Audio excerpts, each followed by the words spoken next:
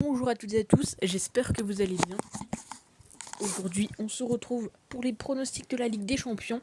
Comme d'habitude, un match, un pronostic. On est de retour sur le téléphone, on attend de gagner à l'euro million pour pouvoir investir dans un nouveau PC qui soit beaucoup plus performant pour se permettre bien évidemment de pouvoir refaire les vidéos sur le PC. Sinon ça me prend clairement toute la matinée et le but ce n'est pas non plus que je passe toute ma matinée là-dessus. Donc on est parti, un match, un pronostic, et à la fin, comme d'habitude, je vous donne ma confiance de 1 à 10 sur chacun des pronos. Et d'ailleurs, n'hésitez pas également à donner votre avis dans les commentaires. Alors on commence avec Plens. Il y a pas mal de personnes qui le disent autrement que moi, mais c'est pas grave. Contre l'Inter Milan. Donc les deux équipes ont perdu leur premier match. Voilà, 5-1 du côté de Plens et 2-0 du côté du Bayern. Bon, les deux se sont repris ce week-end avec une victoire. Ici, au niveau de l'état de forme, un peu mieux du côté de Plens, 80% contre 40%. Après, j'ai l'impression qu'on ne peut pas forcément comparer les championnats. Je pense que là-dessus, vous êtes plutôt d'accord avec moi. Et je pense que clairement, l'Inter, même si Lukaku ne sera pas présent pour ce match, ils ont quand même des belles armes offensives, notamment Martinez, Dzeko. On devrait voir également Barella titulaire sur ce match. Et donc logiquement, on pourrait voir la victoire de l'Inter, surtout que, pareil, du côté de Plens, il y a des absents. Donc la cote ne fait que chuter, donc n'attendez pas trop si vous souhaitez la prendre. Cote ici à 1,41. On passe au second match et c'est le Sporting qui reçoit Tottenham. Donc Tottenham, il y a entre guillemets un avantage, oui et non, c'est qu'ils n'ont pas joué ce week-end suite malheureusement au décès de la reine, mais ils avaient remporté leur premier match 2-0 contre Marseille. Du côté de Sporting, ça gagne également son premier match contre Francfort sur le score de 3-0. On s'attendait, je ne pense pas forcément à une aussi grosse victoire du Sporting, surtout face à cette équipe allemande, même si elle était un petit peu moins en forme. Donc du côté du Sporting, moi ce qui m'a plus tapé dans l'œil, vous devez déjà le voir un petit peu ici, c'est qu'on voit que sur les 6 derniers matchs, le Sporting, il n'y a pas eu les deux équipes qui marquent. Et je me dis que potentiellement ici, on pourrait avoir un match avec pas mal de buts, et donc mon pronostic pour ce match-ci, ça sera tout simplement le but des deux équipes qui est coté à 1,65. On passe au match suivant, c'est le Bayern contre le Barça. Donc ici, le Bayern est donné favori, mais tout de même attention, car au niveau de l'état de forme, on a quand même une meilleure forme du Barça. Le fait étant que du côté du Bayern, c'est un petit peu nul, victoire, nul, victoire. Du côté du Barça, c'est plutôt en forme avec beaucoup de buts marqués, 4, 3, 5, 4 buts également ce week-end. Et puis il y a surtout, bien évidemment, Lewandowski qui va retrouver son ancien club et son ancien terrain de jeu où il cartonnait. Alors on sait que les derniers matchs pour le Bayern ont été satisfaisants face au Barça. Ils les ont clairement battus la saison dernière 2 fois sur le score de 3-0. Ici j'ai envie de tenter quelque chose parce que partir sur les deux équipes qui marquent, qui est le pronostic qui je pense sera potentiellement le plus joué sur ce match, 1,37, c'est pas assez élevé selon moi. Et donc je vais tenter sur ce match-ci de tenter bien évidemment le but de Lewandowski qui est à 2,08. Bien évidemment, on attend de voir les compos officiels avant de parier sur des buteurs. On passe au second match, en quatrième match, c'est le match de Marseille contre Francfort. Alors du côté de Marseille, ils ont perdu donc contre Tottenham. Après, certains disent qu'ils ont perdu suite à l'expulsion de Mbamba. Si Mbamba serait resté, Marseille n'aurait pas perdu. Encore une fois, avec des si, on refait le monde. Et ce soir, du coup, Payet devrait être titulaire et Alexis Sanchez également. Alors, est-ce que c'est une bonne idée de mettre Payet qui n'a pas forcément joué depuis un petit moment? Ça, je ne sais pas. Du côté de Francfort, on retrouve bien évidemment Colomwani, Götze, et puis ils ont également 4 petits absents. En tous les cas, on sait que la troisième place, logiquement, devrait se jouer entre ces deux équipes, même si, encore une fois, on espère que Marseille arrive enfin à se sortir la tête de l'eau, parce qu'on sait que les compétitions européenne. Du côté de l'OM, c'est compliqué.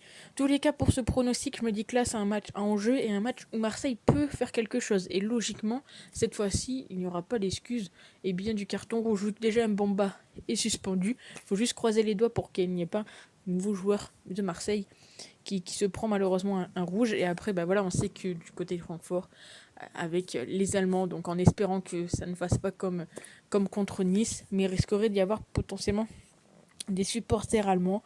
Et donc je me dis, allez, pour ce match-ci, les deux équipes marquent, en espérant quand même que Marseille prenne au moins un point et arrive enfin à ne pas faire que malheureusement des défaites en Coupe européenne.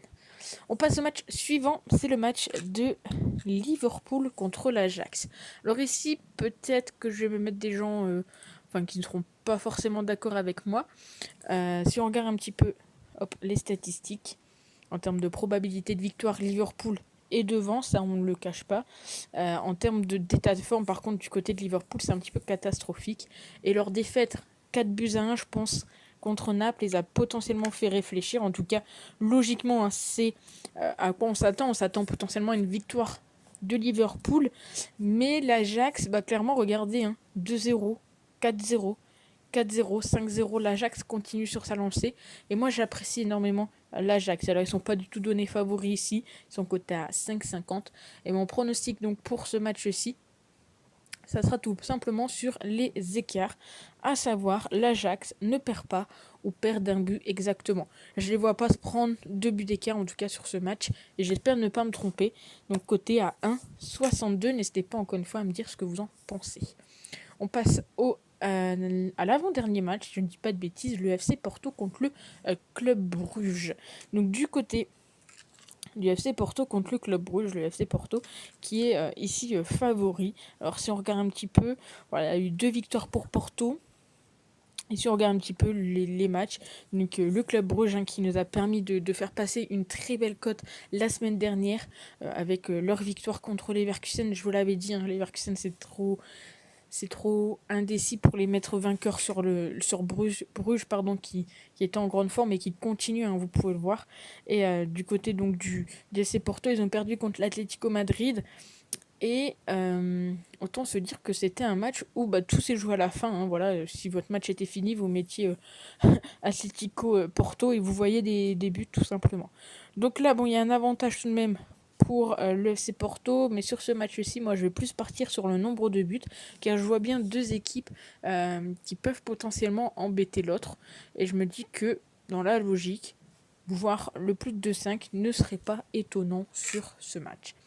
Et pour finir, le dernier match, c'est le Bayer Leverkusen contre l'Atlético Madrid. Alors on le sait bien, Leverkusen va finir par gagner, bien évidemment. Mais est-ce qu'ils gagneront contre une équipe de l'Atlético qui arrive à aller chercher la victoire dans les arrêts de jeu? J'ai un petit peu du mal. Voilà, clairement. Si on regarde un petit peu, donc déjà, rencontre précédente, avantage pour l'Atlético qui les a battus donc par 3 reprises. Leur dernière confrontation c'était en 2019, donc il y a eu pas mal tout de même de changements. Est-ce que je vais y arriver? Ok. L'état de forme du côté de Leverkusen, c'est légèrement catastrophique. Encore une fois, ça change pas des semaines. Alors ils ont des absents, tout comme bien évidemment l'Atlético Madrid. Alors encore une fois, malheureusement, c'est dommage que Griezmann ne peut pas jouer tous les matchs, mais il y a quelque chose à faire avec Griezmann. Aujourd'hui, on va pas tenter ce pronostic-là. Et il y a également, attention, Oblak qui ne pourrait ne pas être présent pour ce match. Donc, attendez de voir bien évidemment les compositions. En tout cas, moi, je ne vois pas de défaite de l'Atlético Madrid. Et je vais partir sur l'Atlético remboursé en cas de match nul. Donc ici, on a une cote à 40. Bien évidemment, on ne joue pas à cette cote, vous le savez déjà. Et donc, je vais vous donner mes petites confiances. Donc pour moi, la victoire de l'Inter, ça me semble plutôt logique, même si on le sait que dans la Ligue des Champions, dans les matchs, dans les paris sportifs, il y a toujours des surprises. Je pars sur du 8. Le Sporting contre Tottenham, un petit peu moins bonne confiance, je pars sur du 6. Lewandowski, vous le savez, on attend de voir les compos, mais ça reste du 5 sur 10 tout de même. But entre les deux équipes, j'ai envie d'y croire, mais encore une fois, malheureusement, en face, c'est Marseille contre Francfort. tout peut se faire. Donc je préfère partir sur une moyenne confiance. L'Ajax ne perd pas ou perd d'un but. Là, c'est pareil, petite confiance du 6 sur 10. Le nombre de buts entre Porto et Bruges semble bien qu'il peut y avoir vraiment au moins 2 buts pour Porto. Pourquoi pas du 2-1 si Porto viendrait à gagner. Et pour finir, l'Atlético qui gagne contre Leverkusen. Alors, je pense pas que ça sera encore une fois sur un grand score.